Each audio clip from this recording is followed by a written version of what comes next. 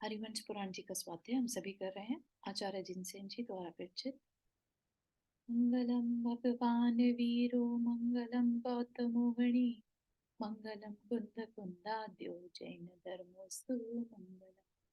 नमो हरिहंताण नमो सेताणं नमो आयर्याणं नमो उवज्जायाणं नमो लोये सहसा गुणम। पंच परमेष्ठी भगवान की जय। अगले 45 मिनट के लिए सभी प्रकार के पापों का त्याग करके सभी नौ बार नमोकार मंत्र पढ़ लें।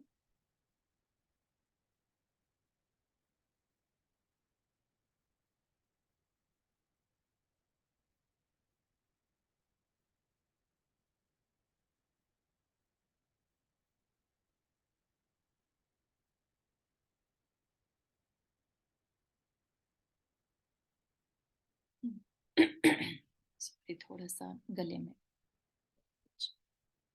तो हमने हमारा यहाँ पर अभी भी जो प्रकरण चल रहा है समवचरण। मारू रेजिनेंट, जय जी। आवाज तुम्हारी आज भी थोड़ी कम है। अ, आजकल से कम है आज आवाज। कम है। हाँ, थोड़ी कम है कल से। आप थोड़ा अपने बढ़ा के देखिए क्योंकि मेरे में हाँ, मैंने पूरा है। काफी बढ़ा लिया। बाकी सबको भी कम आ रही है क्या कंपेयर टू पहले से? हाँ, थोड़ा सा कम है या कम आ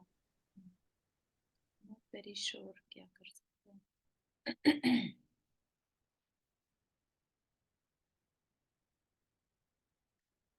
इसका तो आवाज पूरा है, एक्चुअली फुल है, और आज मेरा माइक भी मेरे पास है तो ना। ठीक है चारू चलो जी, ठीक है, ठीक ठीक है, है। कोई बात नहीं। मैंने कर लिया अपना पूरा, कोई बात नहीं। Okay okay, sorry about that. या आई नो कि अगर नहीं आवाज नहीं आ रही है तो अच्छा नहीं लगता है।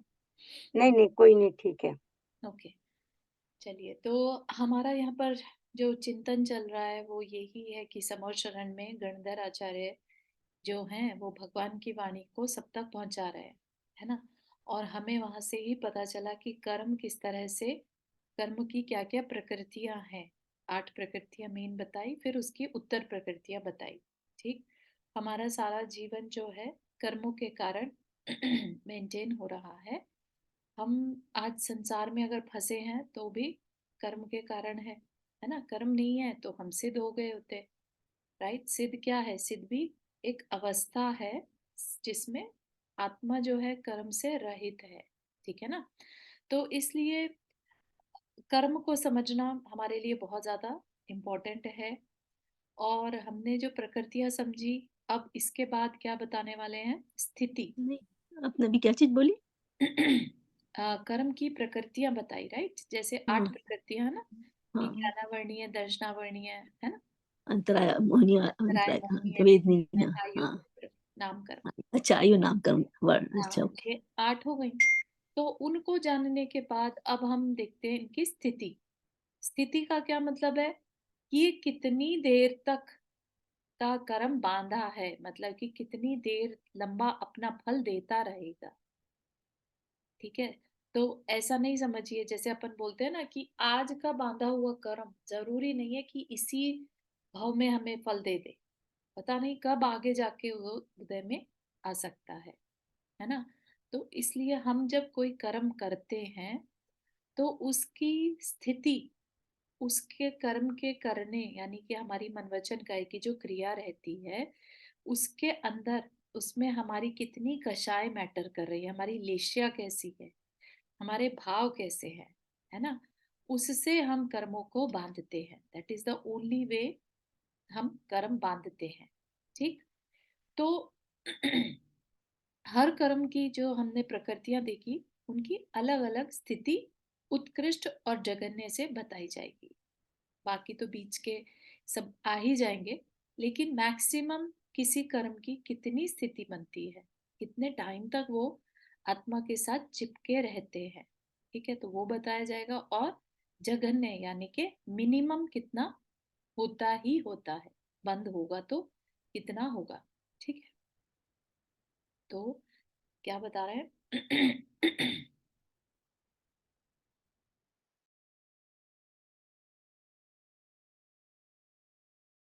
हम्म, तो क्या कल हमने प्रकृति का तो खत्म हो गया था, राइट। स्थिति का अब बता रहे हैं। तो ज्ञानावर्णीय, दर्शनावर्ण, वेदनीय और अंतराय, इन 4 कर्मों की उत्कृष्ट स्थिति, उत्कृष्ट मतलब मैक्सिमम, राइट, 30 कोड़ा कोड़ी सागर है।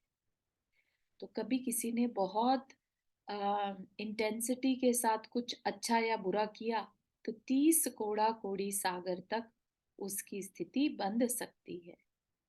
हमेशा बंधेगी क्या? नहीं, डिपेंडिंग ऑन किस तरह के परिणाम किए हैं। ठीक है, तो परिणामों के करने से इतना मैटर करता है। आप खुद सोच के देखिए ना कि जो हम पाप कार्य करते हैं, राइट, जो हमने नरक गति के बारे में समझा, नरक आयु बंधती है, तो वो क्यों बंध जाती है? हमारे परिणामों के कारण। हम जैसे परिणाम करते हैं आगे को हमारे वैसे ही कर्म बंधते जा रहे हैं, है ना। और क्या वो अ, बांधे तो हमने, लेट से मनुष्य आयु कितनी है? बेसिकली 80 साल। बांधे तो 80 साल में ही थे। हो सकता है किसी ने लास्ट के 40 साल में बांधे हो, राइट, लेकिन कितने समय के लिए बांध लिए? बहुत तीव्र पाप करा तो 7वें नरक तक भी चला जाएगा, राइट। तो इतना पाप करने, मतलब जब सिर्फ पाप के भाव करने से हम सागरों तक की आयु अपनी बांध लेते हैं, सागरों तक का वह कर्म का फल अपने लिए बांध लेते हैं। तो हम ये ना समझे कि हमारे मन में विचार आया तो क्या बुरा किया हमने।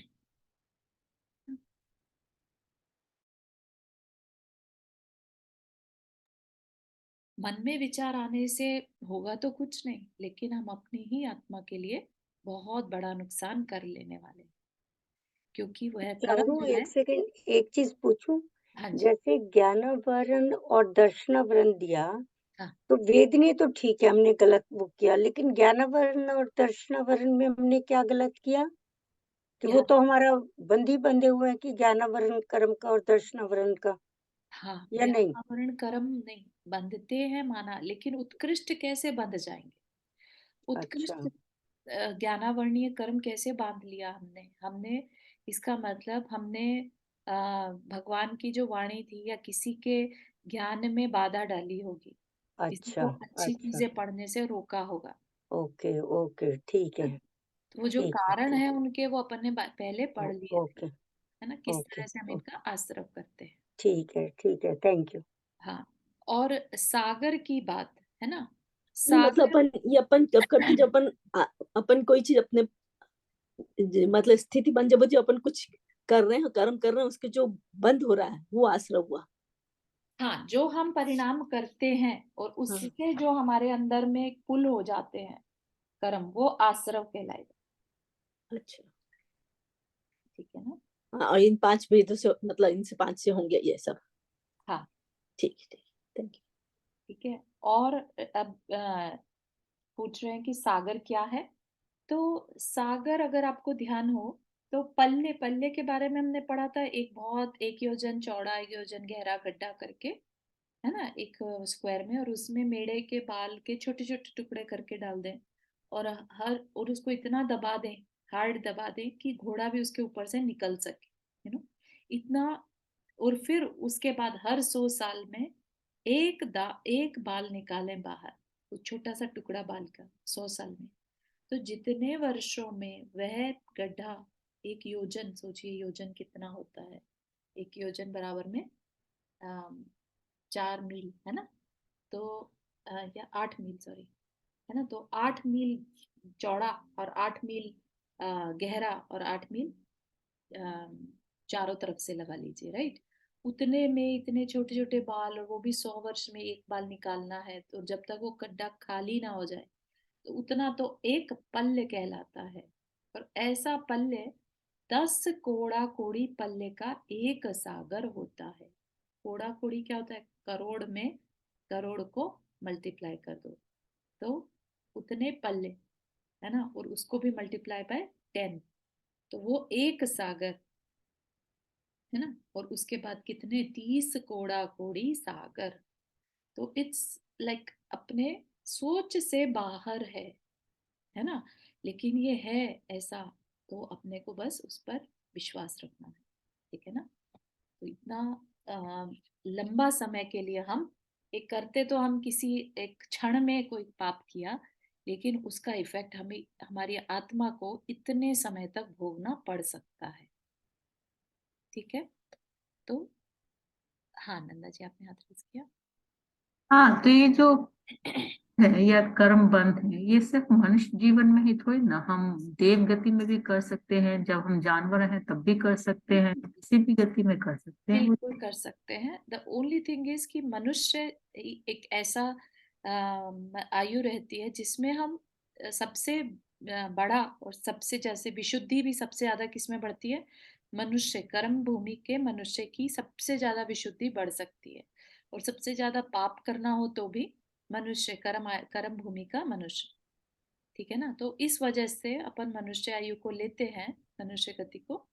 और अदरवाइज तो यह सारे ही बांधते हैं, सभी जीव कर्म ही बांध रहे होते हैं। ठीक है ना, तो हमें इसलिए बताया जा रहा है कि हमें ये सोच के सुन के थोड़ा चिंतन आ रहा है, राइट। लेकिन यही बात अगर किसी जानवर को बताई जाए, उसको फर्क ही नहीं पड़ेगा, नहीं समझ पाएगा। है ना। तो इसलिए अगर हम समझ पा रहे हैं तो बात को समझकर और अपन उसमें अपनी विशुद्धि को बढ़ा सकते हैं। आप देखिएगा, अगर आगे चल के जब इसकी जगन्य बताएंगे तब आपको डिफरेंस पता चलेगा।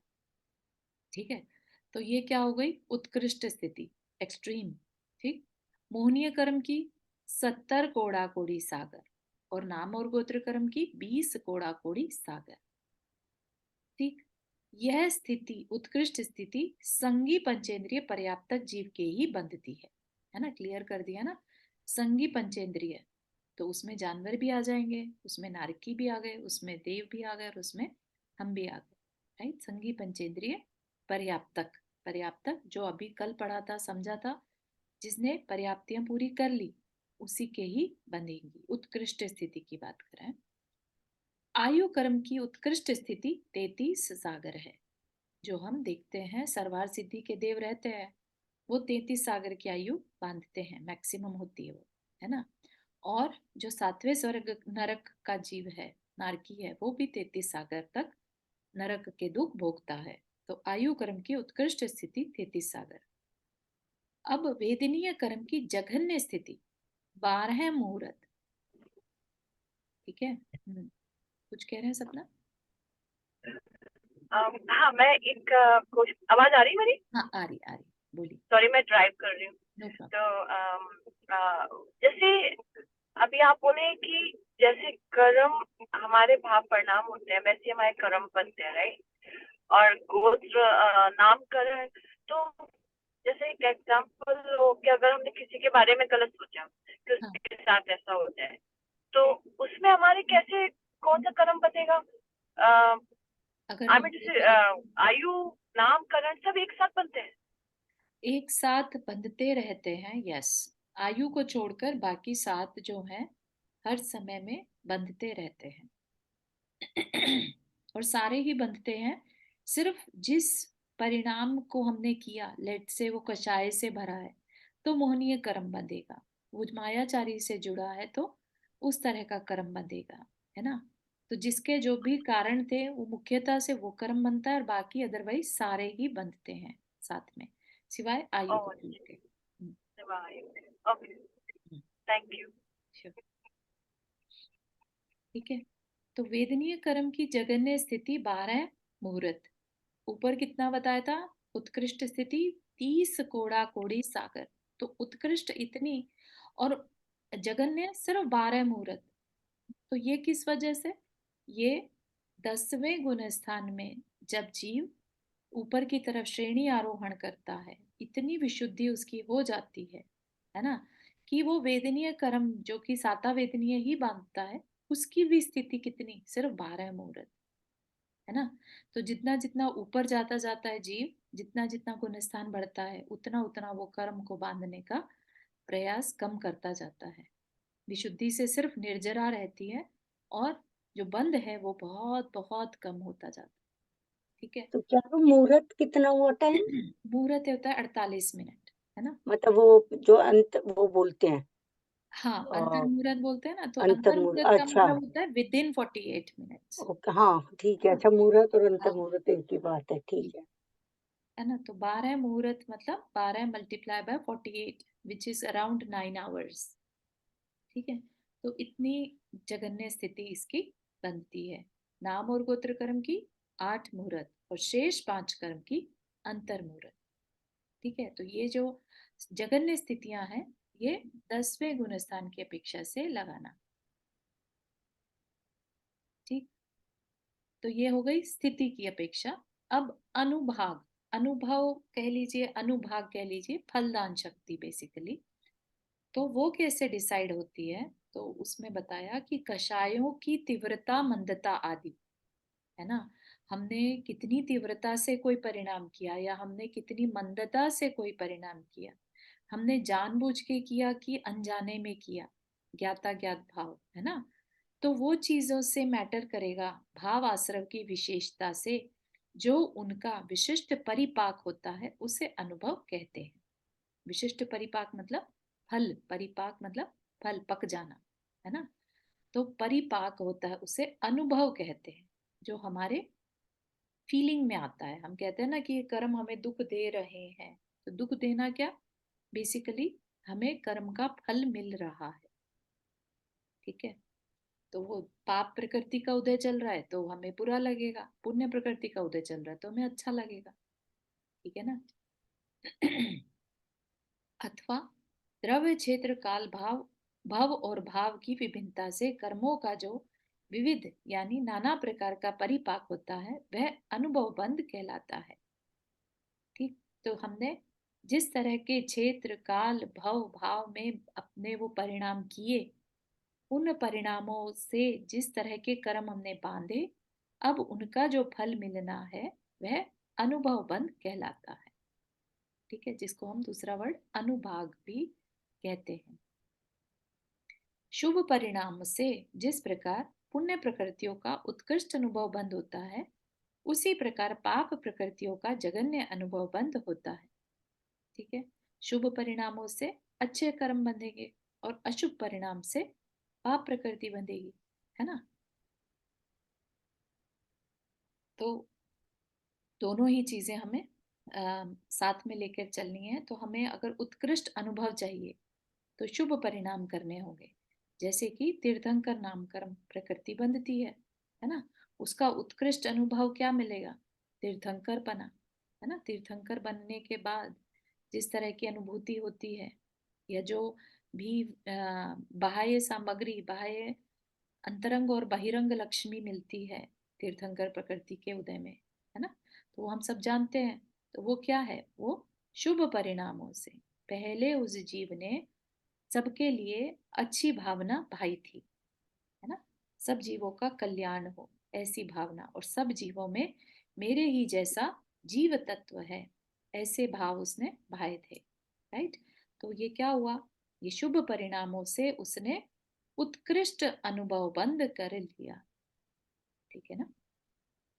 और इसी तरह से पाप प्रकृतियां जो कि हमें अशुभ का बंद कराती हैं, है ना। अशुभ भावों से हम पाप प्रकृतियों का बंद करते हैं। ठीक, भावार्थ, प्रत्येक समय पुण्य और पाप प्रकृतियों का अनुभव बंद जारी रहता है। प्रत्येक समय, समय मतलब जो जो टाइम की सबसे छोटी यूनिट है ना। हर समय हम पाप और पुण्य प्रकृतियों का बंद करते रहते हैं। जिस समय शुभ परिणामों की प्रकर्षता होती है, प्रकर्षता मतलब मुख्यता, है ना, उस समय पुण्य प्रकृतियों का उत्कृष्ट अनुभव बंद होता है और पाप प्रकृतियों का जघन्य अनुभव होता है। ठीक है, ये बात सबको समझ में आ रही है कि हमारे ही अपने परिणामों से हम पाप और पुण्य प्रकृतियों का बंद करते हैं, फिर वो अपने समय पर जितनी स्थिति के लिए बंधे हैं, फिर आकर वो उनका फल हमें मिलता है। तो फल क्या मिलेगा वो पहले ही डिसाइड हो गया, जिस समय वो बंध रही हैं उसी समय डिसाइड हो गया। वो एक अलग बात है कि हम उस फल को बढ़ा घटा सकते हैं, लेकिन एक बार को तो बंद हो गया। इसी प्रकार जिस समय अशुभ परिणामों की विशेषता से पाप प्रकृतियों का उत्कृष्ट अनुभव होता है, उस समय पुण्य प्रकृतियों का जघन्य अनुभव बंद होता है। तो हाँ, क्या बोल रहे हैं कि जब हम अशुभ परिणाम कर रहे हैं तो मेन क्या होगा, मुख्यतः क्या होगी, पाप प्रकृतियों की होगी, है ना। उनका तो उत्कृष्ट अनुबंध हो जाएगा, लेकिन साथ ही साथ पुण्य प्रकृतियां, ऐसा नहीं मानिए कि अशुभ परिणाम किए तो सिर्फ अशुभ ही बंधेगा। उस समय पुण्य प्रकृतियां जो हैं वो जघन्य अनुभव के साथ बंधती हैं, ठीक है। क्योंकि पाप और पुण्य प्रकृतियां, आई थिंक आगे चल के कहीं उनका वर्णन आएगा, तो वो सब एक साथ चलता है ना। कुछ कुछ कर्म ऐसे होंगे भले ही कि हम एक समय में एक ही बांधेंगे, लेकिन मुख्यतः से हम पुण्य प्रकृतियां भी, अगर हम अशुभ परिणाम भी कर रहे हैं तो भी पुण्य प्रकृतियां भी साथ में बंधती हैं, लेकिन जगन्य से, मतलब उनका अनुभाग जो है बहुत कम होता है, ठीक है। कर्मों की समस्त मूल प्रकृतियां स्वमुख में ही अनुभव में आती हैं। क्या मतलब हुआ इसका, यानी जब वो अपना फल देती हैं तो जिस प्रकृति की है वैसा ही फल देगी, ठीक है। और मोहनीय तथा आयु कर्म को छोड़कर शेष कर्मों की तुल्य जाति प्रकृतियां स्वमुख और परमुख दोनों रूप से अनुभव में आती हैं, यानी फल देती हैं। तो उसको थोड़ा सा एक्सप्लेन भी किया है, वो देख लेते हैं। जिस प्रकृति का जिस रूप बंध हुआ है ना, हम ये कहते हैं ना, जिस कर्म को हमने जैसा बांधा वो वैसा ही फल देगा क्या, तो कुछ के केस में देगा, कुछ के केस में हम उसे चेंज भी कर सकते हैं, ठीक है। तो जिस प्रकृति का जिस रूप बंध हुआ उसका उसी रूप उदय आना स्वमुख से उदय आना कहलाता है, और अन्य प्रकृति रूप उदय आना परमुख से उदय कहलाता है। कर्मों की ज्ञानावरण आदि मूल प्रकृतियां सदा स्वमुख से ही उदय में आती हैं, अर्थात ज्ञानावरण का उदय दर्शनावरण आदि रूप कभी नहीं होता, ठीक है ना। तो मेन जो कैटेगरी है वो नहीं चेंज होगी, वो अलग बात है कि हमारा मति ज्ञान और जो हमारा श्रुत ज्ञान ये इंटरचेंजेबल हो सकते हैं, ठीक है। उत्तर प्रकृतियों में एक कर्म की प्रकृतियां स्वमुख तथा परमुख दोनों रूप से फल देती हैं। जैसे वेदनीय कर्म की, वेदनीय कर्म सबको मालूम है, वेदन कराए, जो सुख और दुख का वेदन कराने वाला, है ना। तो वेदनीय कर्म की साता वेदनीय और असाता वेदनीय दो उत्तर प्रकृतियां हैं। इनमें साता वेदनीय का उदय साता रूप भी आ सकता है और असाता रूप भी आ सकता है, ठीक है। बांधा तो हमने साता वेदनीय था, लेकिन हमारे करंट के जो पुरुषार्थ है उससे हमने उस साता को असाता में बदल लिया। हो सकता है हमारे परिणाम अभी बहुत बुरे हों, है ना। तो जो कर्म का उदय अभी अच्छा फल देना था वो हमें अब असाता रूप में फल दे सकता है। तो क्या हुआ, कन्वर्जन हो गया, संक्रमण, है ना। इसी प्रकार असाता वेदनीय का उदय असाता रूप में भी आ सकता है और साता रूप भी, तो ऐसी भी पॉसिबिलिटी है। जिस समय अपने रूप उदय आता है उस समय स्वमुख से उदय आना कहलाता है, और जिस समय अन्य रूप उदय आता है उस समय परमुख से उदय आना कहलाता है। विशेषता यह है कि मोहनीय कर्म के जो दर्शन मोह और चारित्र मोह भेद है उनकी प्रकृतियां परस्पर एक दूसरे रूप में उदय नहीं आती, ठीक है। तो ऐसा नहीं मानिए कि मोहनीय कर्म है तो दर्शन मोहनीय और चारित्र मोहनीय इंटरचेंज हो जाएंगे, मना करा जा रहा है उसके लिए कि नहीं, उसमें ऐसा एप्लीकेबल नहीं होगा, उत्तर प्रकृतियों में भी आपस में इंटरचेंज नहीं होगा, ठीक है। सदा स्वमुखी उदय आती है, परंतु मतलब एक बार में इसको अपन चेंज भी कर देंगे, मतलब साता वेदनी आया है अपने पास पर अपन ने भाव गलत किया इसलिए अपन उसको साता कर देंगे, हाँ हाँ बिल्कुल सही। है ना, ये मतलब ना ना। एग्जाम्पल देके बताएंगे इसको। एग्जाम्पल में ये बहुत होता जल्दी है एक के बाद कि एक आ जा रहा है। हाँ, कि हमें लेट से किसी को बहुत बड़ा, अगर हम बोलते हैं ना कई बार कि बहुत बड़ी तकलीफ आनी थी, राइट, हमारे अच्छे भावों के कारण वो तकलीफ अब छोटी होकर आई, या वो तकलीफ तकलीफ ना होकर कुछ और पॉजिटिव में कन्वर्ट हो गई, ठीक है ना।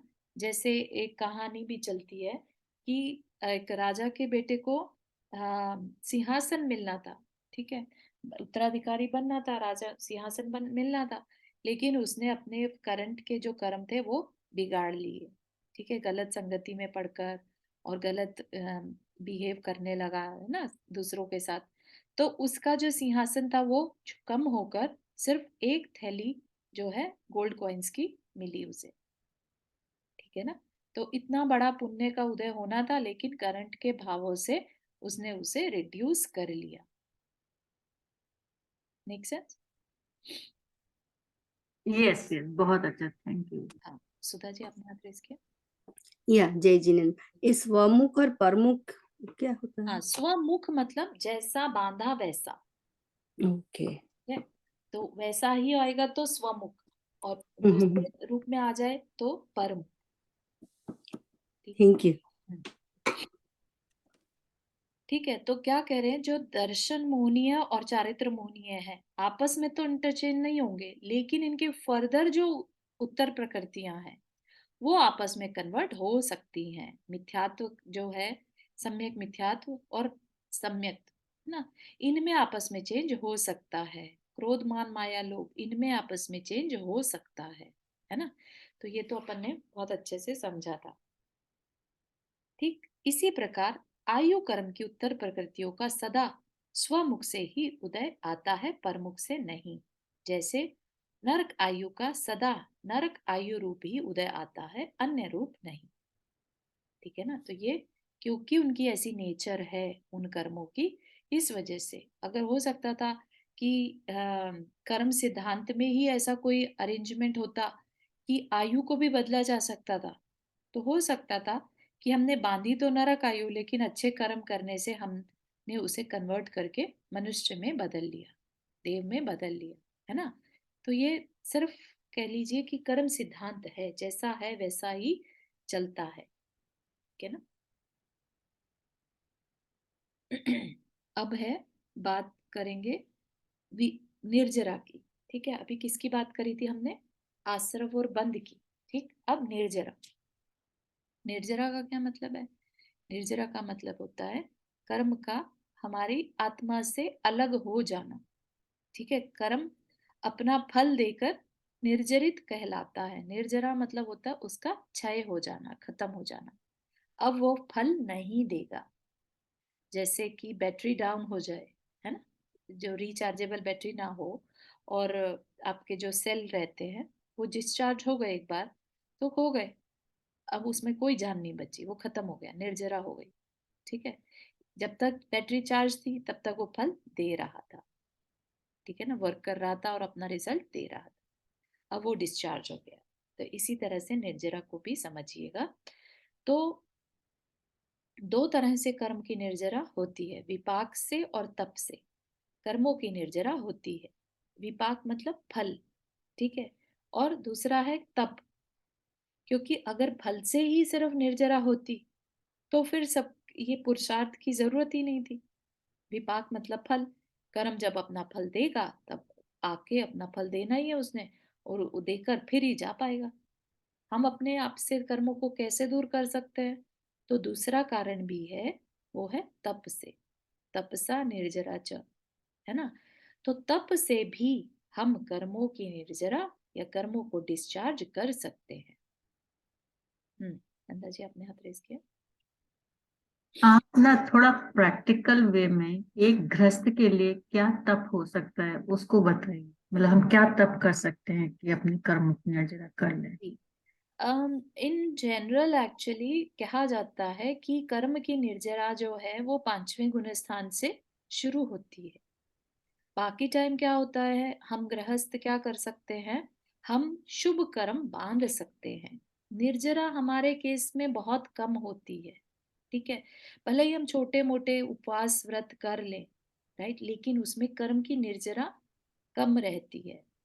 हम क्या करते हैं नॉर्मली, हम उदीर्णा कर सकते हैं, हम बाद में आने वाले कर्म को पहले भुला सकते हैं, ठीक है। हमने अपने भावों से उस कर्म को पहले भुला लिया, ठीक है। तो कोई तकलीफ जैसे बाद में बड़ी होकर आनी थी, हमने उसे अभी बुला लिया। वो कैसे? तो हमने अपने भावों से, ठीक है, हमने अपने करंट के भावों से आने वाले उदय में चेंजेस कर लिए। ठीक है, हमने जैसे अभी समझा था कि असाता जो है साता में बदल सकती है और साता असाता में बदल सकती है।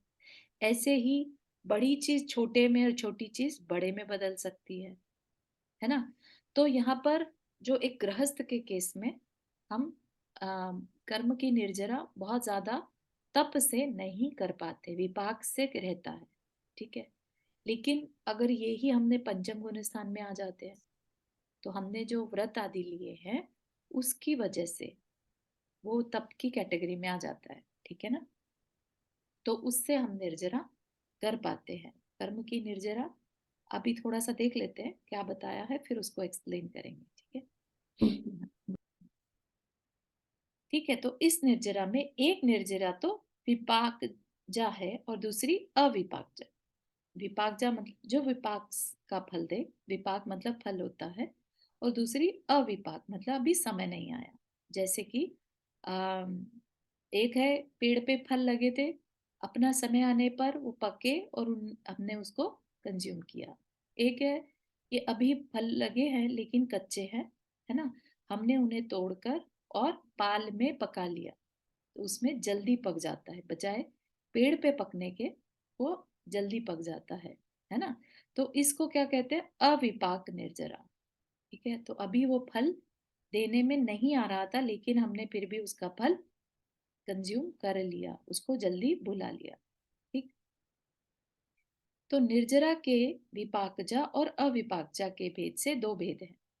संसार में भ्रमण करने वाले जीव का कर्म जब फल देने लगता है तब क्रम से ही उसकी निवृत्ति होती है।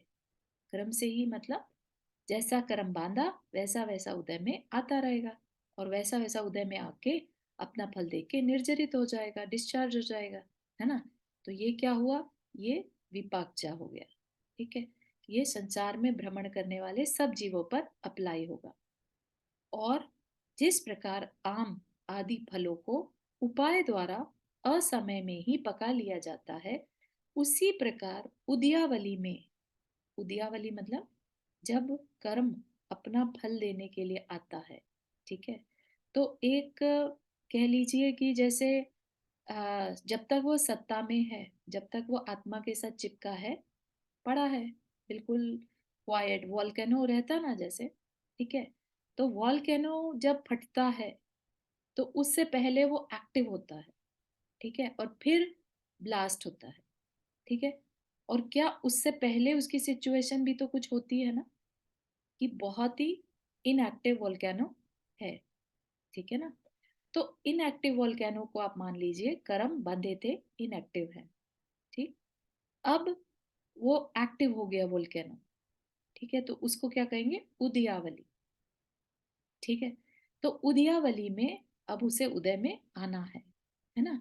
तो अप्राप्त कर्म की तपश्चरण आदि उपाय से निश्चित समय से पूर्व ही उदीर्णा द्वारा जो शीघ्र ही निर्जरा की जाती है वह अविपाकजा निर्जरा है। ठीक, तो हमने उसे एक्टिव कर लिया तपश्चरण से, डीएक्टिवेटेड होकर पड़े थे, राइट, हमने तपश्चरण करके उसको एक्टिवेट किया और ब्लास्ट कर दिया। ठीक है, और एक्टिवेशन कह लीजिए यहाँ पर तप की अग्नि से, ठीक है ना, तप के कारण हलन चलन बढ़ गया। ठीक है, मेक सेंस?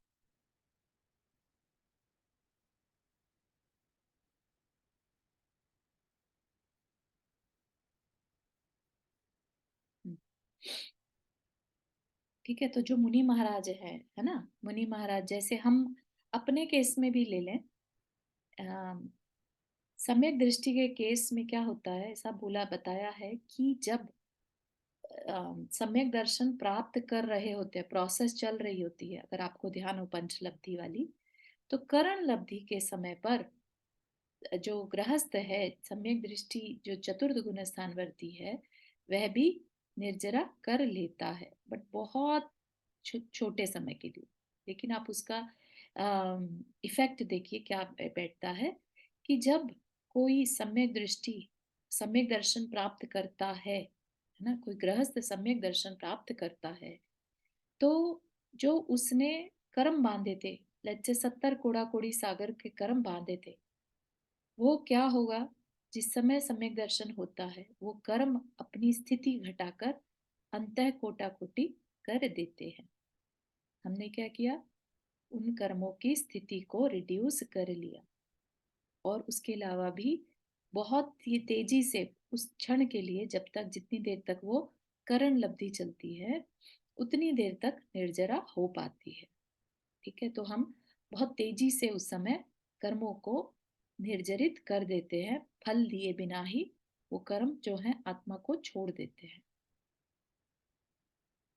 ठीक है, तो हमेशा हमें कर्म भुगतना ही पड़े ये जरूरी नहीं है। हम चाहे तो व्रत आदि लेकर और अपने कर्मों की निर्जरा कर सकते हैं, फिर हमें कर्म को भोगना नहीं पड़ेगा। चारू करण लब्धि क्या बताया था तुमने, भूल गई मैं। अ, अगर आपको ध्यान हो, पंचलब्धि के थ्रू ही सम्यक दर्शन होता है ना? हम्म तो हमने सबसे हम्म पहले पढ़ा था क्षोपशम लब्धि, है ना, हम्म देशकाल हम्म लब्धि, विशुद्धि लब्धि, प्रायोगिक ओके लब्धि और ओके करण। ओके हम्म, ओके जिस समय ओके करण लब्धि का लास्ट स्टेज चलता है, उस समय पर हम निर्जरा कर लेते हैं। ठीक है, तो अच्छा बहुत ठीक कंपेयर टू पंचम गुण स्थान वाले के कंपैरिजन में बहुत थोड़ी हो पाती है, लेकिन है। अच्छा, एक सामान्य मिथ्यात्वी के अगर पर्सपेक्टिव में देखें तो एटलीस्ट कर पा रहे हैं। मिथ्यात्व कर कर लेते हैं। अब पहले गुण स्थान वाले की अपेक्षा देखें तो चतुर्थ गुण स्थान में जिस समय सम्यक दर्शन पा रहा है, प्राप्त कर रहा है, उस समय निर्जर कर लेता अच्छा ठीक है है ना? हाँ, और जो पंचम गुण स्थान वर्ती है, वो अगर भोजन भी कर रहा है तो भी निर्जरा कर सकता है। इतना कंटिन्यूअस उसके निर्जरा चलती रहती है, उसके तपों के कारण, जो उसने व्रत लिए उसके कारण कंटिन्यूअस निर्जरा चलती है। ओके क्या बताए, कर्ण लब्धि? करण लब्धि, हाँ। तो सिर्फ उस समय पर निर्जरा होती है चतुर्थ गुण स्थान में, लेकिन पंचम से जब जिस समय वो कुछ नहीं भी कर रहा तो भी निर्जरा कंटिन्यूअस चल रही होती है बैकग्राउंड में। तो चारों एक बार मैं परमान सागर महाराज जी का सुना था, जी तो वो कह रहे थे कि आहार लेते हुए भी कर्म बनते रहते हैं। हाँ, आहार लेते कर्म बंधते भी और निर्जरित भी होते हैं। ओके ये महाराज आहार करते समय भी कर्म की निर्जरा करते रहते हैं। ओके ठीक है ना? इतना उनके व्रतों का प्रभाव है, और इतने कर्म हमने बांधे हुए होते हैं कि हम मुनि हम्म बनकर भी इतने कंटिन्यूअस कर्मों की निर्जरा करते हैं, तब जाके ये कह लीजिए कि हमारे 6-7 भाव या 3 या 4 भाव बचते हैं, ओके है ओके ना? नहीं तो ठीक अनंत है। अनंत काल है हमारे पास, हम्म घूमते रहेंगे संसार में ही, ठीक है अगर ये व्रत नहीं लिए तो। ओके हाँ, वर्षा जी आपने हाथ रेज किया। जी, जय जिनेन्द्र। मैं ये पूछ रही थी, जो निर्जरा होती है हमारे व्रतों को लेने से, तो यू मीन व्रत आजीवन व्रत लेने से, कि रोज जो हम नियम लेते हैं, रोज के रोज नियम एक्चुअली लेते हैं ना, कि आजीवन आज ये त्याग, कल वो हाँ, त्याग, हाँ, आजीवन व्रत से होती है मेनली। तो जो मेन अपन तो जो छोटे मोटे नियम लेते हैं डे टू डे वाले, उनसे शुभ बनता है। ठीक शुभ है, भाव बनते हैं, शुभ राइट? बनता है, शुभ कर्म, क्योंकि शुभ परिणाम है हमारे वो। हाँ, क्योंकि वो रोज के रोज लेंगे, उसके हाँ बाद हमारे भाव बढ़ेंगे कि हाँ अब आजीवन के लिए ही ले लें। हाँ और आजीवन जो नियम लेने होते हैं वो तो महर्षि के साथ ही लेने जी पड़ते हैं, राइट? जी, लेकिन उससे आप सोचिए कि उससे निरंतर निर्जरा होती है। होती है, हाँ। लेकिन हम अपने से यहाँ लेना है तो ले नहीं सकते, महर्षि के सामने ही जाना पड़ेगा, कि बिल्कुल। मंदिर में ले सकते हैं भगवान के समक्ष? हाँ, महाराज जी के सम्मुख लेंगे तो ज्यादा अच्छा है। भगवान के सामने मंदिर में यहाँ से लेना है तो नहीं ले सकते, राइट? प्रैक्टिस के लिए ले सकते हैं, प्रैक्टिस कर सकते हैं। नहीं प्रैक्टिस के लिए तो ऐसे रोज के रोज लेते हैं, लेकिन एक बार ले लिया, आजीवन बोल भी हाँ दिया मंदिर में, फिर हाँ, जब इंडिया तो जाओ तब बिल्कुल महर्षि के ऐसा कर पास सकते हैं, हाँ, बिल्कुल सही। कर महाराज जी ने सकते ये हैं। कहा था कि तुम मंदिर में भी ले सकते हो। और हाँ प्रमाण सागर महाराज जी ने कि महाराज जी अब जैसे यहाँ यूएस में तो नहीं मिल पाते, हाँ तो तुम टाइम बीइंग तुम मंदिर में ले सकते हो, अपने आप से भी नमोकार मंत्र पढ़ के ले सकते हो, हाँ, और बिल्कुल। बाद में महाराज जी से ले लो जब भी इंडिया रोज के तो आत्मा की साक्षी में भी ले लेते हैं हम, चलो। नहीं, आजीवन भी सोच सकते हो लेने का। ओके, मंदिर में भगवान के बिल्कुल सामने सही है, दर्शन नियम ले करके। सकते हैं, उसके बाद जब महाराज जी से मिले तब मिले आप तब, उसको हाँ तब कंफर्म बात कर करें। दे, ठीक है, हम्म। Thank you. सुधा जी आपने हाथ रेस किया। या जय जी। ये अविपाक निर्जरा जो बोलते हैं तो वही है कि समय से पहले कर्म उदय में आए, और सविपाक मीन समय पर आके तब उदय में हाँ, आए, वही। सविपाक तो कर्म की स्थिति पूरी होगी तभी फल देगा, है ना। राइट। और अविपाक यस, स्थिति बिना पूरी हुए, है ना, तप आदि के द्वारा ही उसको निर्जरित कर दिया। ओके ठीक है? ओके, तो थैंक यू। उसमें हाँ एक है कि अगर हम जैसे व्रत आदि लेते हैं, या जो इवन जो जानवर भी हैं, राइट, वो भी बड़े शांत परिणामों से बैठे रहे, भूख प्यास लगी है और उसको सहन कर रहे हैं, है ना। तो यहाँ पर भी निर्जरा तो है, लेकिन किसकी? पाप कर्म की, ठीक है, और पुण्य का बंध होता है। मुनि महाराज क्या करते हैं? मुनि महाराज शुभ और अशुभ दोनों कर्मों का निर्जरा करते हैं, ठीक है ना। ये डिफरेंस समझिए। Thank you. या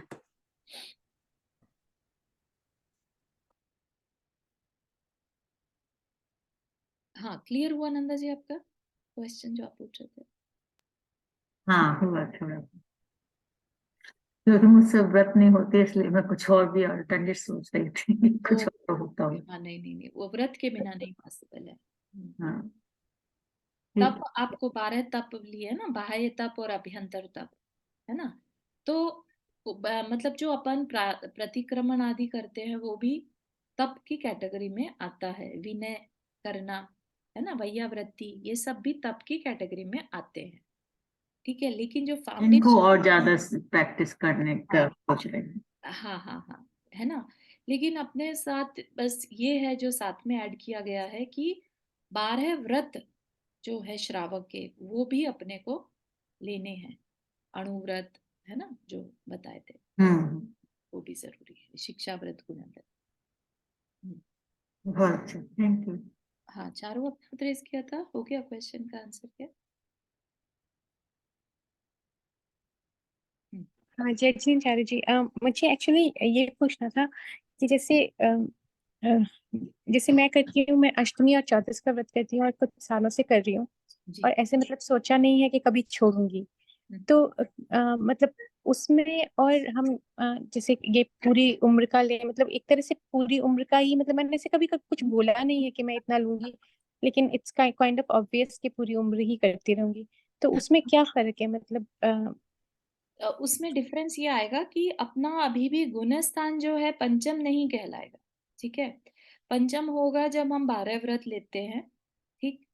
और इसमें क्या होगा कि आपके शुभ बंधता रहेगा कंटिन्यूअस, राइट, और पाप की निर्जरा होगी, ठीक है।